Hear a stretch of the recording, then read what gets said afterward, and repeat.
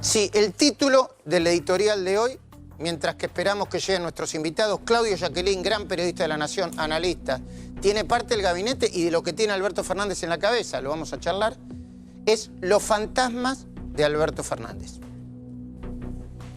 Está Agustín Echevarne, economista, va a venir Diego Bocio, referente del Frente de Todos por el lado de Sergio Massa.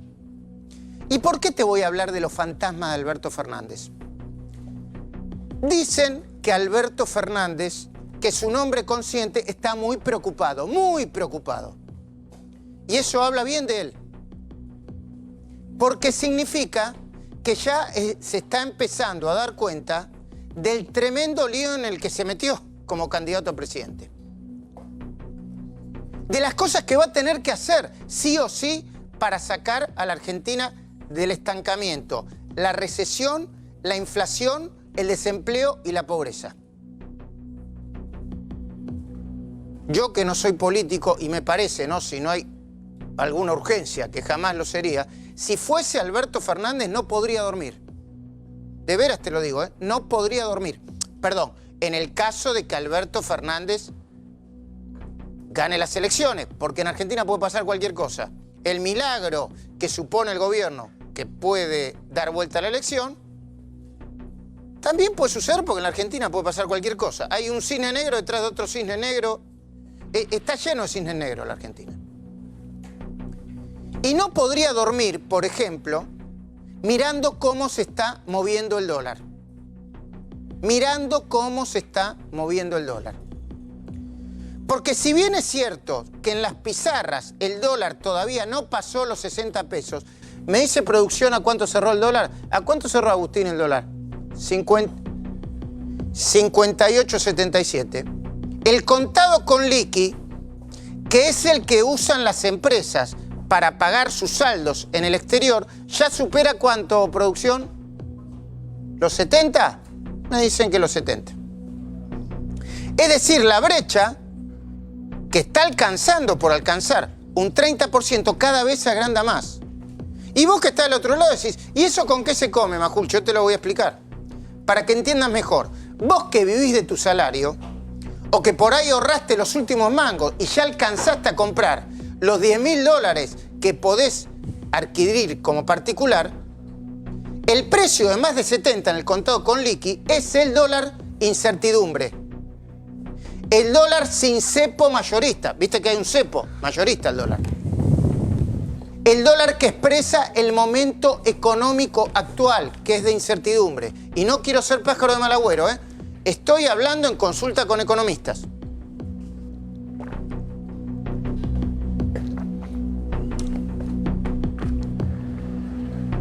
¿Y cuánto crees vos que va a tardar en trasladarse al precio de la pizarra? Y si se traslada al precio de la pizarra, ese 70, ¿cuánto crees vos que ese dólar se va a trasladar a precio, al costo de vida, a la maldita inflación? Sí, adivinaste. Mucho. Perdón, poco va a tardar e inmediatamente va a pasar a inflación. Mira, yo durante todo el fin de semana, incluido viernes, estuve hablando con muchos economistas. Ya se está sentando Diego Bocio. Algunos economistas dicen que con la devaluación de abril del año pasado y la mega devaluación del lunes 12 de agosto pasado, Macri ya le hizo a Alberto Fernández el trabajo sucio.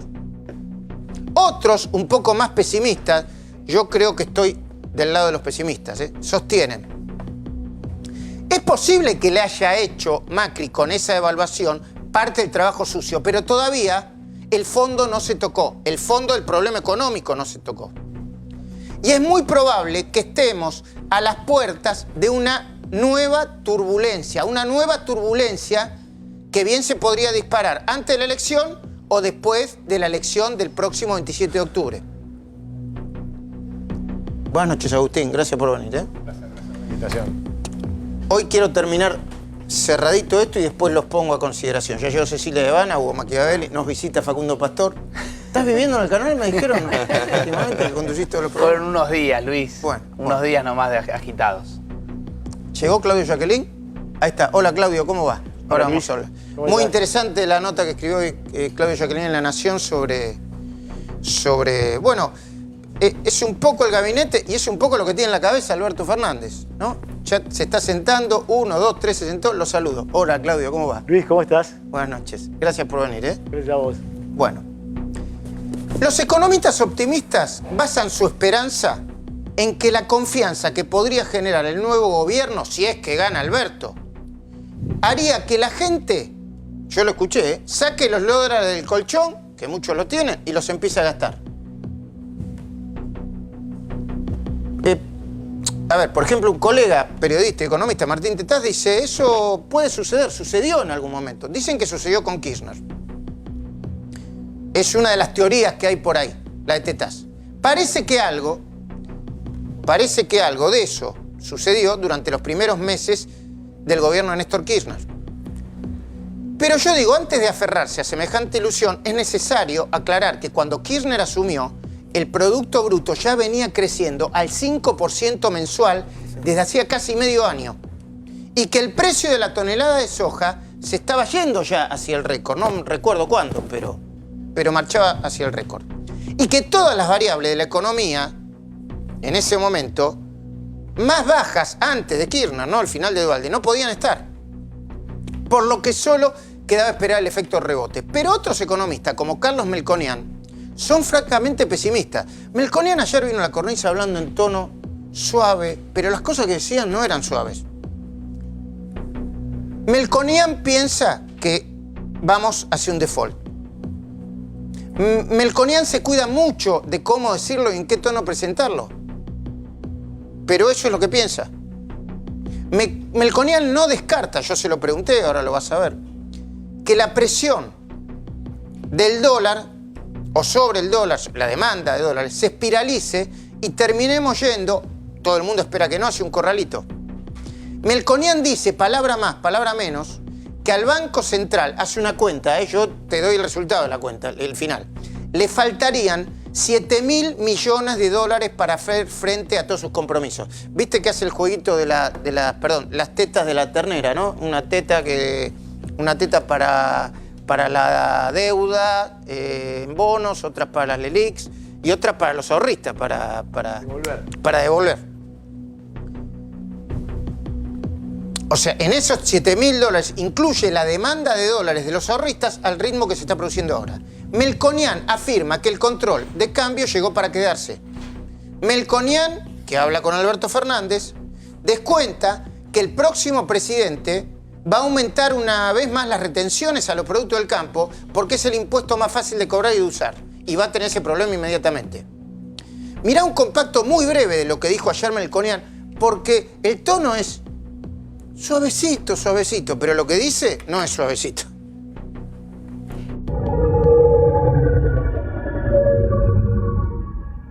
La situación económica está recontra complicada, ¿no? Yo sé que te voy a hacer una pregunta y vos me dirás, vos sos muy prudente, pero yo el otro día te vi en una exposición. Yo siento que hay mucha posibilidad de que Argentina vaya al default en no mucho tiempo. ¿Es así o no? Bueno, si dejás de lado la semántica, porque viste que hay reperfilamiento, reestructuración y default. Default es una cuestión unilateral donde llega el día de algo y vos no pagás. Mientras que lo otro es otra cosa, es como en común acuerdo o reperfilás. Por el momento Argentina está en eso, o sea, está en el intento, por lo menos hasta final de este mandato, de que lo que hay en reservas versus lo que tenés que pagar y lo que eventualmente la gente está dolarizando, alcance. Y después tenés el 2020, y ahí tenés vencimientos de deuda también. Entonces, no sería tan drástico de usar la palabra default, pero yo creo que Argentina reestructura, reperfila. Y hace todo lo que digo. Saquemos la semántica, que no es semántica. Una cosa es reperfilar, otra reestructurar y otra por distintos motivos que después podemos discutir. Pero lo que sí, como está, no queda. Bueno, Melconian negó que le estuviera preparando un plan integral a Alberto Fernández. Dijo que se conocen hace años, que incluso fueron a dar charlas juntos con Alberto Fernández en algún momento. Pero si uno lee con detenimiento su último libro, el de Melconian, Cantar la Justa, se va a dar cuenta que, en especial en el capítulo Carta al futuro presidente, no importa quién sea el futuro presidente, están los lineamientos para ese plan que cualquiera debería aplicar si desea que la economía se empiece a equilibrar. Obviamente el peronismo tendrá una idea, la Cámpora otra, Diego Bossio tendrá otra parecida, porque es peronista, supongo, a lo que plantea el peronismo. Pero Melconian dice que para que la economía se empiece a equilibrar, hay que plantear un cuadrilátero de la gobernabilidad.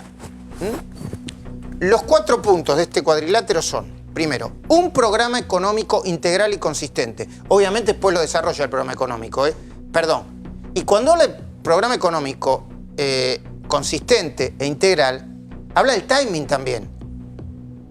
Habla del apoyo político, con el paraguas de la política, pero no de la mayoría solamente, de toda la política, mayoría oficialista, gobernadores, sindicatos, empresarios, acuerdo con la oposición. Con los que se pelean en las elecciones, sí, acuerdo con la oposición. Una tercera pata, porque el fondo existe, está. Un acuerdo con el fondo, dice Melconian, disciplinador, está hablando de ajuste, y flexible a la vez. Yo supongo que está hablando de tiempo para pagar la deuda, supongo. Y dice, escucha bien, porque esto es algo que no, son cosas de las que no se hablan, pero que son ciertas. Un acuerdo con la Corte para que la Corte no haga explotar un programa económico integral y consistente. Porque un fallo de la Corte yo he leído fallos de la Corte que van con una reforma a fondo y la Corte dice, no, mirá, pensamos que no. ¡Blum! Fíjate lo que pasó con la participación y lo que reclamaban las provincias, ¿no, Claudio? Pero Melconian piensa, como la mayoría de los expertos en macroeconomía, algunos lo dicen, otros no, que para salir de la crisis hay que sincerar los números de un presupuesto inviable. Yo me voy a equivocar en los porcentajes, seguramente Bossio me va a corregir, pero es más o menos así. Para sincerar los números de un presupuesto inviable, se necesitan 3 reformas estructurales, por lo menos. Una reforma previsional, una laboral y una reforma impositiva. Yo voy a hablar en idioma picapiedras, para que entienda todo el mundo. Después los técnicos me corregirán. En términos sencillos. Hoy el sistema previsional, con haberes indexados por encima de la inflación, según la ley, con los 2 millones de nuevos jubilados sin aportes que incorporó, creo que la segunda gestión del gobierno de Cristina, al sistema, y con la reparación histórica que se impulsó y creo que se pagó en parte con los impuestos cobrados en el blanqueo. Hoy ese sistema, perdón, no me digan que soy de derecha o de izquierda, ese sistema es inviable. No resiste. ¿Por qué? Porque se come más o menos el 70% del gasto social. Gasto social que a la vez representa el 70% de todo el gasto presupuestario. Como dicen los economistas, inelástico dicen, ¿no? Así es. Bueno. Esto, si es verdad, si son verdad estos números, es inviable. Dicen los economistas que en proporción, el Estado argentino, en proporción, después no me saquen de contexto, le paga más a sus jubilados que el Estado alemán, de acuerdo al presupuesto, para poner un ejemplo. Un ejemplo de un país, uno de los países con mayor equidad e igualdad en la Argentina. Hay que hacer una reforma previsional. Y dicen que el problema adicional de esa reforma previsional es que la fórmula de cálculo es una bola de nieve que cada vez se agranda más.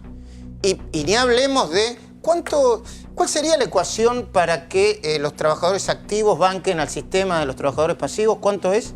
3. No, lo que pasa es que en Argentina tenés que sumar todo, tenés que sumar el empleo público que se duplicó, la cantidad de jubilados y pensionados que subió de 3 a 7 más o menos, y sobre eso los planes sociales, con lo cual tenés más de 21 millones de personas que reciben algún tipo de dinero de allá, contra 8 millones. Ese número en cualquier país normal es al revés. Bueno, no importa que seas de izquierda o de derecha, eso es inviable. ¿Es así, Diego, o no? No. A ver cómo es. Inviable es una Argentina que tiene pero 30 política, y 35... No, pero los números, vamos a los números. Sí. Voy a contestar. No, con los números.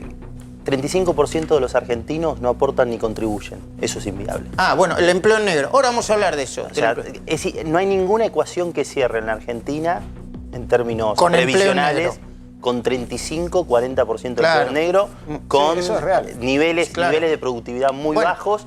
Y con lo cual, querer resolver el tema sin un sistema económico que efectivamente apuesta al crecimiento, apuesta a generar empleo, es insostenible social, política. Lo entiendo. Voy a terminar con la idea. Todos queremos, perdón, Agustín, perdón. Todos queremos, yo quiero crecer, que haya menos pobres, que haya... porque si no dice, si no somos, si no somos todos de derecha, qué sé yo. Ahora, ¿cómo hacemos? Macri hizo una reforma previsional, a mi entender, tibia, y recibió como respuesta toneladas de piedras alrededor del Congreso. Después se puede discutir políticamente. ¿Alberto Fernández se va a animar? Para hacerlo necesita el apoyo de todos los partidos políticos. Ahora hablemos de la reforma laboral. Yo sé que cada uno tiene su teoría, pero yo te voy a usar un ejemplo sencillo que me dio hoy el dueño de una productora audiovisual, que no es La Cornisa. Una pyme de la industria audiovisual. Una productora chica. Él dice que si le va muy bien, pero muy bien, después de pagar sueldos, costos, impuestos, le queda, depende las negociaciones que haya hecho, entre un 5 y un 10% de la facturación total. Pero si tiene que pagar un solo juicio laboral, ni hablemos de dos, un solo juicio laboral, de acuerdo a los convenios de trabajo, es muy probable que ese pago le insuma la mínima rentabilidad que obtuvo después de pagar todos los impuestos. Yo sé que esto es políticamente incorrecto. Cuando yo diga esto, Majula, entonces no hay que pagar indemnización. No, yo no digo esto. Yo digo que con los contratos de trabajo, así como están, es inviable. A ver, en este sentido, ¿qué empresa va a tomar un nuevo trabajador hoy con contratos y convenios del año? ¿Qué empresa? Alberto Fernández dijo que no iba a impulsar ninguna reforma laboral única, sino por sectores, parecida al acuerdo que los petroleros privados lograron en Vaca Muerta. Bien eso, ¿no? Eso me parece bien. Pero la verdad es que esto es lo que está haciendo Macri y tampoco genera ninguna solución inmediata. Y también es cierto que cuando se quiso meter este gobierno, y esto lo digo yo, me hago cargo, con la mafia de los estudios y los juicios laborales, los sindicatos más duros y pesados saltaron y se lo impidieron. ¿Cómo lo va a hacer? Y ni hablemos, me hago cargo, de los altísimos niveles de corrupción y prepotencia de dirigentes como Hugo y Pablo Moyano. De eso ni hablemos, dejémoslo aparte. ¿Cómo piensa Alberto Fernández avanzar en ese sentido? Después está la reforma impositiva. Yo voy a plantear lo que pasa hoy con los impuestos en Argentina y después dejo hablar a todo el mundo para no convertirme en el dueño de la verdad. La Argentina es el segundo país del mundo con el mayor número de tasas de impuestos y contribuciones. Yo creo que ahí está una respuesta a lo que dice bien Diego Bocio. Por eso hay tanta economía en negro. ¿Saben cuál es el estado con mayor cantidad de impuestos? La isla de Comoros. La isla de Comoros. Ubicada entre Madagascar y el continente africano. ¿Saben cuántos impuestos hay en la República Argentina? 163. Así es. Entre nación, provincias y municipios. Hay impuestos que son justos, hay impuestos que son, no los entendés. Y quieren seguir subiéndolos, que sí. ese es el problema. Impuesto al consumo, al agro.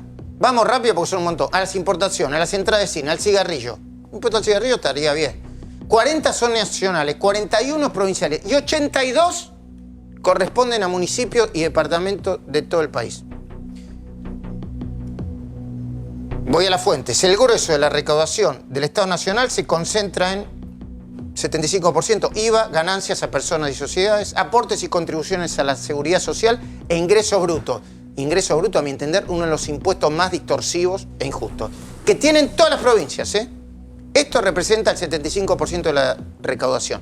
¿Hay que hacer una reforma impositiva? Sí. Los otros 153 impuestos apenas captan el 10% de los ingresos. Pero te duelen igual, Vas a ver cuando te los nombre que vos lo vas a detectar. Impuesto al sello, impuesto al cheque, a los combustibles, a la renta mínima presunta, tasa de seguridad e higiene, inmobiliarios, automotores, tasa de estadística, exportación, importación, impuesto al monotributo. Yo no sé cuántos países tienen impuesto al monotributo. Impuesto originado a la prohibición de ajustes de estados contables por efecto de la inflación. Y Impuesto por ajustes en precios de transferencias. Tasa de aduana. Retenciones sobre el salario hay un montón. Retenciones sobre el salario para ANSES, para el PAMI. Expropiación cuota de ahorro jubilatorio ex AFJP. Contribuciones patronales para ANSES. Contribuciones patronales para el PAMI. Contribuciones para asignaciones familiares. Muchos deben ser justos. Cargo por previsión de despidos laborales simples. Cargo por previsión de doble indemnización. Cargo por previsión de riesgo de accidente de trabajo.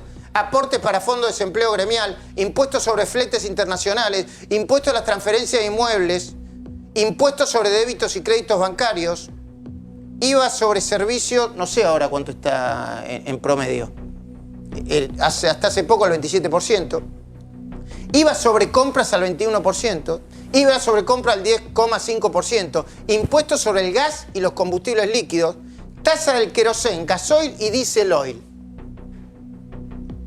¿La pagaste vos alguna vez? Seguramente habremos pagado todas.